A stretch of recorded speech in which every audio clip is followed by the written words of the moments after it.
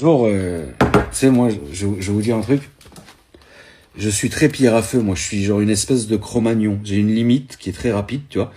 Où genre, à un moment donné, ça peut pas se résoudre par la parole. À un moment donné, il faut y aller.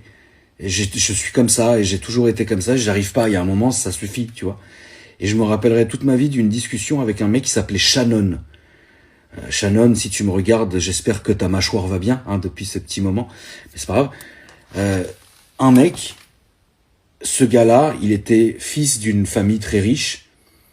Il avait une belle voiture. On était tous très jeunes, mais il avait une très belle voiture. Il était en bonne santé.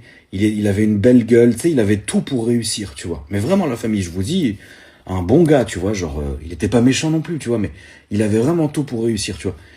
Et moi, attention, je me compare pas, mais moi, j'avais des mœurs terribles à côté de ça. Tu vois, un soir, j'ai parlé avec ce mec dans une soirée comme ce que je viens de vous expliquer. Et je dis frérot, c'est dommage, t'as tout pour réussir. Regarde-toi, t'es là, t'es une loque, t'es défoncé, t'as de la C partout, tu baves à moitié, t'es crado. Alors que frérot, t'es venu avec une putain de Porsche, t'as un putain d'appart, t'as tout pour réussir. Pourquoi tu t'encules la vie comme ça? Et là, tu sais, il me regarde et il me dit, ouais, mais t'as raison, mec, mais bon, on n'a qu'une vie, quoi. Et là, tu sais, il me touche la gueule. Putain, la famille.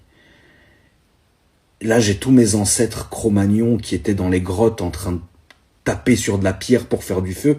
Tout est ressorti, putain. Oh, bon, je l'ai massacré. Je l'ai massacré. Frérot, j'étais accroché dessus comme un Rottweiler. Je voulais plus le lâcher, le Shannon.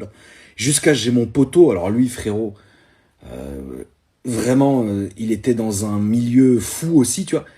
Et c'est le seul qui était content. Vas-y, morde-le, morde-le. Et en rentrant à la maison, dans la voiture, je me suis dit, mais en fait, c'est trop con. C'est des gens qui, comme moi, hein, d'ailleurs, on est né avec toutes les chances de notre côté, et lui, il est là, il se massacre la santé, alors qu'il y a des gens qui mourraient pour avoir sa place, quoi. Donc je me suis jamais senti à ma place dans cet univers-là. Je trouvais ça dégueulasse.